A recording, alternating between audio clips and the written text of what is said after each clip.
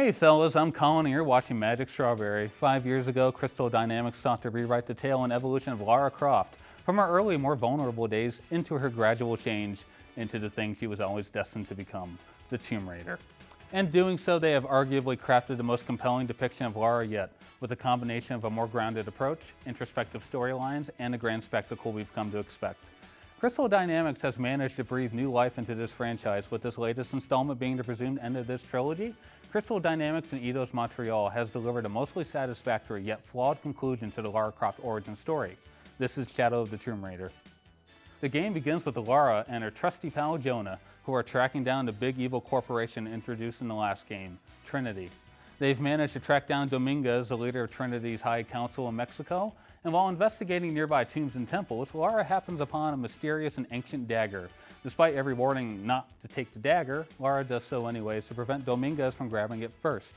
In doing so, she triggers the Mayan apocalypse. After a coinciding tsunami ravages the landscape around them and leads to Dominguez stealing the dagger, Lara and Jonah must track him down and prevent the world from falling under a perpetual solar eclipse. All while Lara comes to grips that it was her pride and negligence that caused all of it. While the first two installments of this rebooted trilogy were combat heavy, Shadow focuses more on platforming and exploration. Living up to the series' namesake, the actual raiding of tombs and crypts is more present here than it ever was before. The atmosphere and design of all these ancient tombs is simply breathtaking, and the puzzles are as difficult as they are clever. I can honestly say that these are my favorite parts of the game, and the gear you get for completing each tomb make it all the more worth it. Other side missions are not nearly as worthwhile, as they mostly consist of fetch quests and zone clearing. Although some tie into the narrative a bit, they just feel half-baked. The traversal and platforming mechanics are also solid, yet lacking any noticeable innovation. These aspects of the game takes an even bigger page from Uncharted this time around, but this isn't necessarily a bad thing, especially when considering the massive and thrilling set pieces this game has on display. I also enjoy the incorporation of Inca and Mayan mythology, since I feel that these ancient cultures aren't explored enough in any medium, and the vast Mesoamerican landscapes of southern Mexico and Peru never fail to amaze. Though parading around in dense jungles and small villages does get a bit tiresome. Also, there were several noticeable frame rate dips and glitches, even on a PS4 Pro. As for the combat, it's sparse and primarily stealth-based. Speaking of stealth, there are new mechanics this time around that allow you to smear mud on yourself so that you can blend into walls, as well as nearby vegetation. And there's also a variety of stealth takedowns you can perform. Lara is capable of killing men in a whole lot of ways now, as she's practically a mass murdering machine.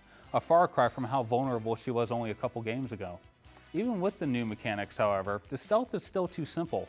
Too often can you pick off people individually as they inevitably splinter off from their groups, as well as more than a few cases when I should have definitely been caught as I murdered someone's comrade right before their very eyes. And as I mentioned before, the combat is shelved in favor of other facets of the game, and it's reserved mostly for sequences at the end of the game, where we're still being introduced to new weapons and core mechanics, which I must say is sloppy structural design. Lara's character is also a bit all over the place, and sometimes you feel like you're playing as different people altogether. At one moment, Lara is a total narcissist who puts others at danger while trying to meet her own ends.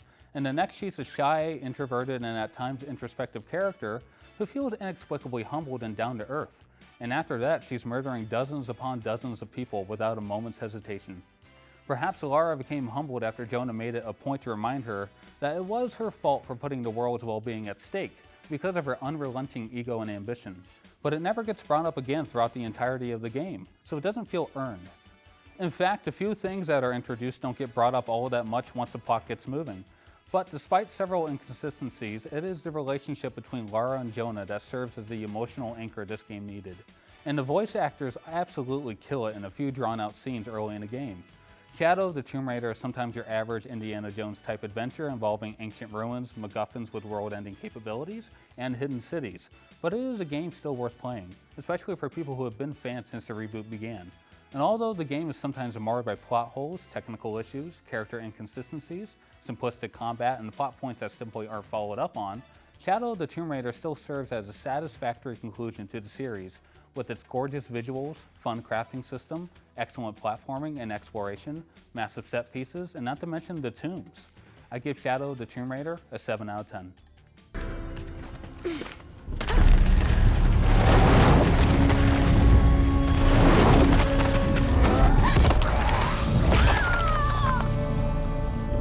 Thanks for watching Magic Strawberry. Feel free to follow us on Twitter at ZTV Goofing Off. Like this video and subscribe to our channel.